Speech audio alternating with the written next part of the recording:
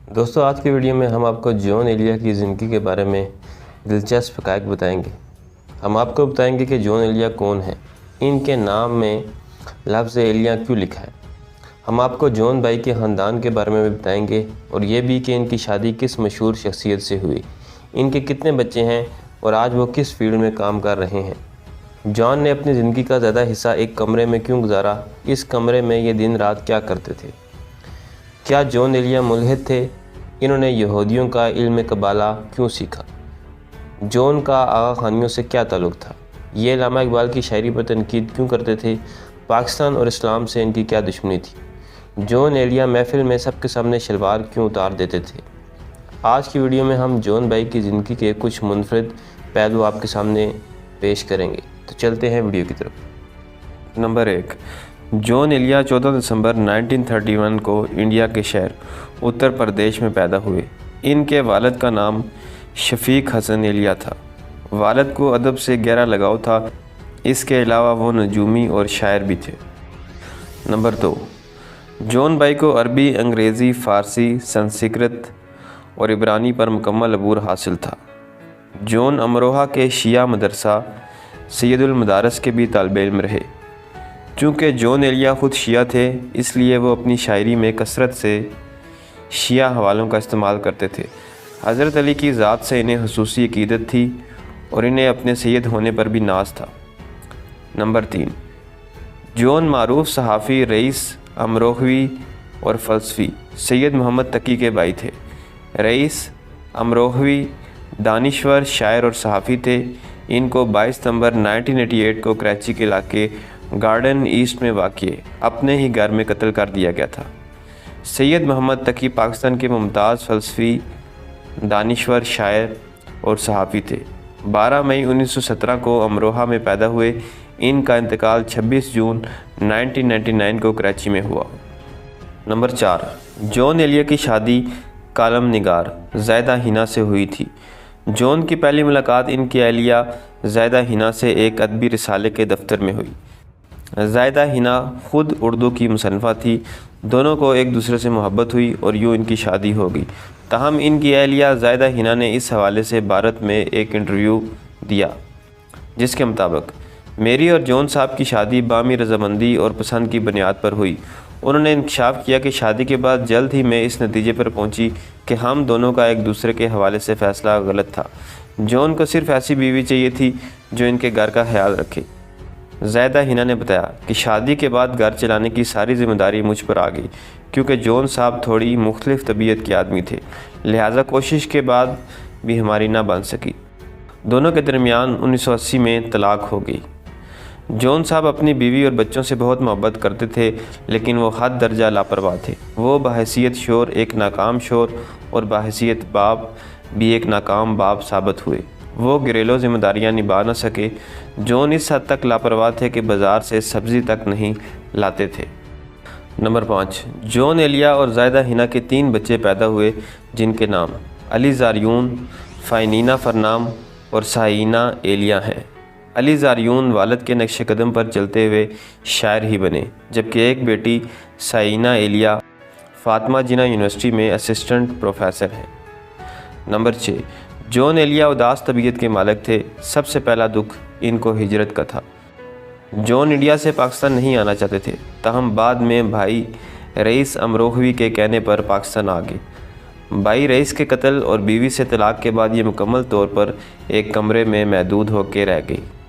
Number 7, अब हम आपको बताएंगे कि जॉन एलिया का दिन अपने कमरे में कैसे गुजरता था।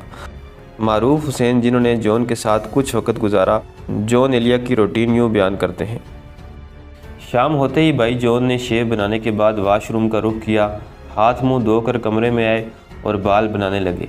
उसी दौरान इन्होंने एक किताब की तरफ इशारा किया जो उनके छोटे से मगर रोशन और हवादार कमरे के एक कोने में पड़ी हुई थी। वो दरअसल बाइबल का एक नुस्खा था।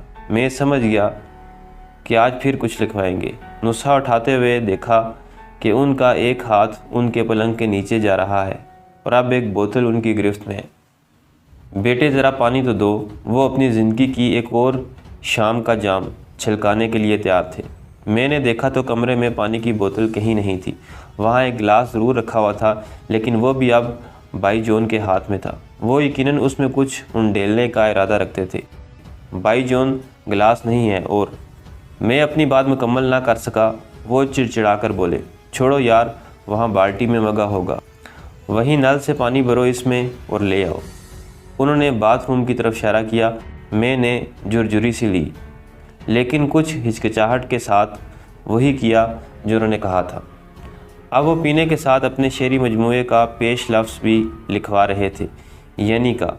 ताहम तहरीर लिखवाने के दरमियान वो इसे छोड़कर दूसरी बातों में मसरूफ़ हो जाते और हर रोज़ तहरीर इस तरह नामुकम्मल रहती। ताहम उनकी ज़िंदगी में ना वो तहरीर तमाम हो सकी और ना ही उनका मजमूआ कलाम मंजर आम पर आया। चंद माह बाद ही जॉन साहब दुनिया से रुखसत हो गए। नंबर 8, मुल्हिद जॉन एलिया। दोस्तों, जॉन एलिया के मुखालिफिन इन पर मुल्हिद होने का इल्ज़ाम लगाते हैं। सोशल मीडिया पर इनके खिलाफ अक्सर कंपेन्स चलती रहती हैं। ऐसी एक पोस्ट हम आपके साथ शेयर करते हैं, ताहम इस तहरीर से हमारा मुत्तफ़िक होना ज़रूरी नहीं। मुलाहिज़ा कीजिए ये पोस्ट। एलिया के बारे में एक बात जो बहुत कम लोग जानते हैं वो ये कि जॉन एलिया यहूदी इल्म कबाला सीखा हुआ था। ये वो इल्म है जो खुफिया यहूदी फ्री मेसन सीखते हैं। दर हकीकत इसके नाम के साथ एलिया का इजाफ़ा इस पर यहूदी असरात देखने के लिए काफ़ी है। एलिया इब्रानी ज़ुबान का लफ्ज़ है। ये बात भी याद रहे कि एलिया और हिंदुस्तान की कम्युनिस्ट पार्टी क़याम पाकिस्तान की मुखालिफ थी। जॉन एलिया पाकिस्तान को अलीगढ़ यूनिवर्सिटी के लोंडो की शरारत कहता था। जॉन एलिया बड़े फ़ख्र से कहता था कि मैं कम्युनिस्ट और अनार्किस्ट हूँ। वो खुदा के वजूद का मुनकर था और अपनी शायरी में अक्सर मज़हब और पर्दे का मजाक उड़ाता है। वो कसरत शराब नोशी की इल्लत में मुब्तला था। वो अपने आप को सैयद करार देता था, जबकि इसका मज़हब से दूर का कोई वास्ता भी नहीं था। उसने कराची में इस्माइली आगा खानी के एजुकेशन बोर्ड के एडिटर के तौर पर भी काम किया। उधर उसने बनु अब्बास दौर के मशहूर मुनकर हदीस फितना फ़िरका मुतज़ल्ला की कई किताबों का इनके लिए तर्जुमा किया। इसने मशहूर बातनी फ़िरके और आलम इस्लाम में कई साल कत्ल गारत और दहशत फैलाने वाले हसन बिन सबा के मकालों का भी आगा खानियों के लिए तर्जुमा किया। जॉन ज़माना जाहलियत के अरब काहिनों से मुतासर था।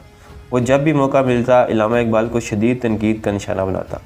अगर वो सिर्फ शायरी तक रहता और मज़हब को अपनी बकवास का निशाना ना बनाता तो बिलाशुबा वो हमारा पसंदीदा शायर होता। मगर अफसोस इसने अपनी शायराना सलाहियतों का बेड़ा गर्क कर दिया। यहाँ हम फिर वाज़े करते चलें कि पॉइंट नंबर 8 में जॉन के बारे में जो भी कहा गया वो एक सोशल मीडिया से ली गई पोस्ट है। इससे हमारे चैनल का मुत्तफ़िक होना ज़रूरी नहीं। नंबर 9, जॉन एलिया बहुत लापरवाह और आज़ाद तबीयत के मालिक थे। इनके बारे में ये भी मशहूर है कि ये महफ़िल के अंदर सरेआम अपनी शलवार तक उतार देते थे, जहाँ जगह मिले पेशाब कर देते थे। ये कई महीने नहाते नहीं थे। मगर ये एक बड़ी सोच वाले बड़े शायर थे जो कि मौजूदा दौर में सोशल मीडिया की जीनत बन चुके हैं। तो दोस्तों, ये थी मेरी आज की वीडियो पसंद आए तो चैनल को सब्सक्राइब करें। मिलते हैं अगली वीडियो में। अल्लाह हाफ़िज़।